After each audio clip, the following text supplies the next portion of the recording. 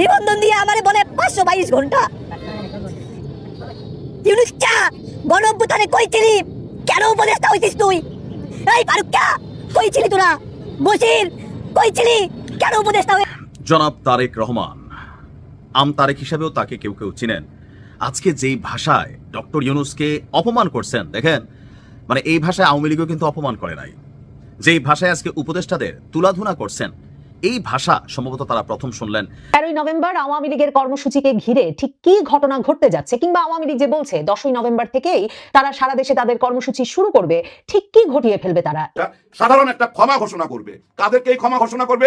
আওয়ামী লীগকে। হ্যাঁ ভাই, আওয়ামী লীগকে সাধারণ ক্ষমা ঘোষণা করবে। যারা যারা অপরাধ করছে, অন্যায় করছে, তাদের বিচার তো শুরু হয়ে গেছে এবং এই 13 তারিখে আপনারা বুঝতে পারবেন অন্তত 3 জন, এই 3 জনের রায় তো আসতেছে। সরকার বলছিল, ডক্টর ইউনুস স্যার বলছিল বিচার দৃশ্যমান হবে, সে দৃশ্যমান হয়ে যাবে। আর ওই দৃশ্যমান হওয়ার পর এই নির্বাচনটা কিভাবে হবে, হ্যাঁ না ভোট, গণভোট সবকিছু সামনে চলে আসবে। নিবন্ধন দিয়ে আমারে বলে 522 ঘন্টা। ইউনুস চা গণঅভ্যুত্থানে কই ছিলি? কেন উপদেষ্টা হইছিস তুই? এই ফারুক চা কই ছিলি তোরা? বশির কই ছিলি? কেন উপদেষ্টা হই? জনাব তারেক রহমান, আম তারেক হিসেবেও তাকে কেউ কেউ চিনেন। আজকে যেই ভাষায় ডক্টর ইউনুসকে অপমান করছেন, দেখেন মানে এই ভাষায় আওয়ামী লীগও কিন্তু অপমান করে নাই। যেই ভাষায় আজকে উপদেষ্টাদের তুলাধুনা করছেন, এই ভাষা সম্ভবত তারা প্রথম শুনলেন। এমনকি মজার বিষয় হচ্ছে, সরকারে থাকা অবস্থায় একজন সরকার প্রধানকে কেন এইভাবে ধুচ্ছেন জনাব তারেক বা আম তারেক।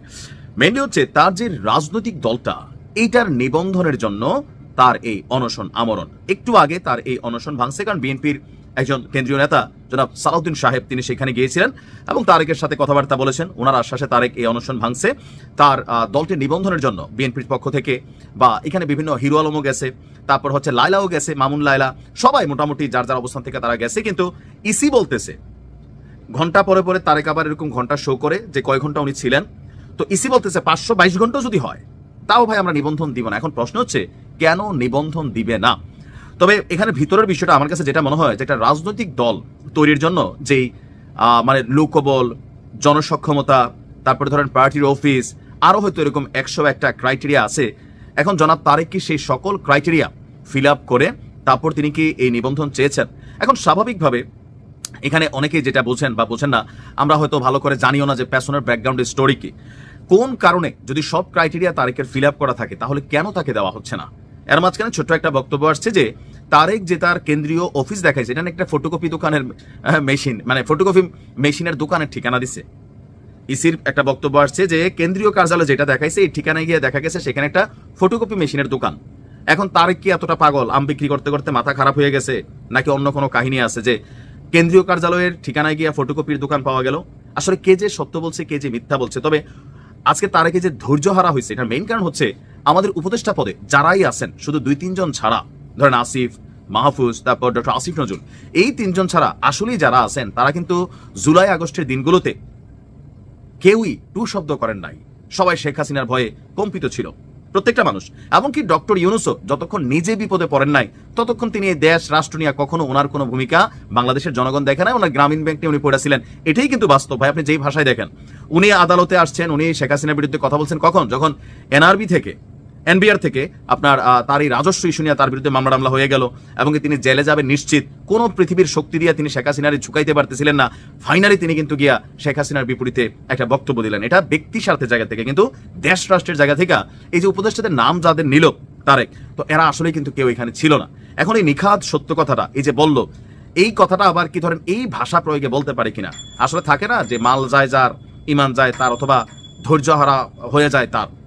বাট আমার মনে হয় না তারেকের এই বক্তব্যটা তার জন্য পজিটিভ কিছু নিয়ে আসবেন। তো এই বাক্য প্রয়োগগুলা এটা দেখবেন একটা ইস্যু হয়ে দাঁড়াবে। পাশ করে দিয়েছে, তারা নাকি ভেস্তে দিয়েছে সেই পরিকল্পনা, যে 13 তারিখ আওয়ামী লীগের পরিকল্পনা ছিল যে যমুনা এবং তার আশপাশে 1 লক্ষ বেলুন ওড়ানো, যেসব বেলুনের গায়ে দলের লোগো, শেখ হাসিনার ছবি এসব থাকার কথা আছে। তো এই বেলুন ওড়ানোর কর্মসূচি, সেটা এই 25 জনকে গ্রেফতার করে ভেস্তে দেওয়াই গেল, সেটাই বা বলা যায় কি করে? সরকারের আসলে আতঙ্কের জায়গা সেখানেই। সরকার বুঝতেই পারছে না যে কি বিরাট পরিকল্পনা আওয়ামী লীগ করেছে। 13ই নভেম্বর আওয়ামী লীগের কর্মসূচিকে ঘিরে ঠিক কি ঘটনা ঘটতে যাচ্ছে, কিংবা আওয়ামী লীগ যে বলছে 10ই নভেম্বর থেকেই তারা সারা দেশে তাদের কর্মসূচি শুরু করবে, ঠিক কি ঘটিয়ে ফেলবে তারা? এই নিয়ে সরকারের ভেতরে আতঙ্ক যে চরমে উঠেছে তা সরকারের বিভিন্ন শীর্ষ ব্যক্তিদের প্রতিক্রিয়া থেকে স্পষ্ট হয়ে উঠছে। রোববার আইন শৃঙ্খলা সংক্রান্ত কোর কমিটির এক জরুরি বৈঠক শেষে স্বরাষ্ট্র মন্ত্রণালয়ে স্বরাষ্ট্র উপদেষ্টা বলেছেন অবশ্য যে লকডাউন নিয়ে কোনো শঙ্কা নেই, কিন্তু সেই বৈঠকেই যা যা নির্দেশনা আইন শৃঙ্খলা রক্ষাকারী বাহিনীকে দেওয়া হয়েছে ওই কোর কমিটির বৈঠকে, তার মধ্যে গুরুত্বের সঙ্গে যে বিষয়টি তুলে ধরা হয়েছে সেটি হচ্ছে যাতে সারা দেশে আইন শৃঙ্খলা রক্ষাকারী বাহিনী কোনোভাবে প্যানিক না হয়ে পড়ে এবং সাধারণ মানুষ যাতে প্যানিক না হয়ে পড়ে। আইন শৃঙ্খলা রক্ষাকারী বাহিনীর ভেতরে এই যে প্যানিক, সেই প্যানিকটি আসলে সরকারের শীর্ষ ব্যক্তিদের ভেতরেও একরকমের সংক্রমিত হচ্ছে, কারণ পুলিশের এই প্যানিকের, পুলিশের এই আতঙ্কের, অপ্রস্তুত অবস্থার একটা বড় কারণ যে সেনাবাহিনীর 50% সদস্যকে এর আগের সপ্তাহের কোর কমিটির বৈঠকে, মানে এর আগের মঙ্গলবারের কোর কমিটির বৈঠকের পর সরিয়ে নেওয়ার সিদ্ধান্ত হয় এবং বুধবারেই 50% সদস্য সেনাবাহিনীর যারা মোতায়েন ছিল তাদের 50% সদস্য সরে গেছে। এখন পুলিশ বলছে তারা কি করে আওয়ামী লীগের এত একটা বড় কর্মসূচির সময়ে, এবং যে সময়ে জামায়াতে ইসলামী সহ ইসলামিক দলগুলোও বলছে তারাও নাকি রাজপথে নেমে আসবে এবং বিএনপির এমপি প্রার্থীরা এবং এমপি প্রত্যাশীরা, মানে প্রার্থিতা প্রত্যাশী ব্যক্তিরা সারা ঢাকা শহর জুড়ে মিছিলের পর মিছিল করছেন, এমন সময়ে পুলিশের ওপরেই সব দায়িত্ব দিয়ে ফেলে 50% সেনা সদস্য কেন সরিয়ে নেওয়া হলো, এই সিদ্ধান্ত ঠিক সিদ্ধান্ত হলো কিনা আতঙ্কিত পুলিশ বাহিনী সে কথা স্বরাষ্ট্র উপদেষ্টাকে এই আইন শৃঙ্খলা সংক্রান্ত কোর কমিটির বৈঠকে বলার পর স্বরাষ্ট্র উপদেষ্টা বলেছেন প্যানিক হওয়ার কিছু নাই, সেনাবাহিনী যেমন মোতায়েন ছিল তেমনই মোতায়েন থাকবে। তা তো নিশ্চয়ই, সেনাবাহিনী তো গত বুধবার থেকেই 50% কম সংখ্যায় মোতায়েন আছে, কাজেই ঠিক তেমনি মোতায়েন থাকবে, এ কথাটুকু বলে স্বরাষ্ট্র উপদেষ্টা বলেছেন এই নিয়ে আতঙ্কের কিছু নাই। স্বরাষ্ট্র উপদেষ্টা একটা কথার ফাঁকি ঝুঁকি দিতে চেয়েছেন বটে যে সেনা তো মোতায়েন আছেই, এই নিয়ে আতঙ্কের কিছু নাই, কিন্তু সেনাবাহিনীর 50% যে সরে গেছে এ বিষয়ে পুলিশ বাহিনীর কোনো সন্দেহ নাই, কারণ সেই আইন শৃঙ্খলা সংক্রান্ত কোর কমিটির বৈঠকের পর এই চিঠি যে সেনা সদর দফতরে গিয়েছিল, বুধবার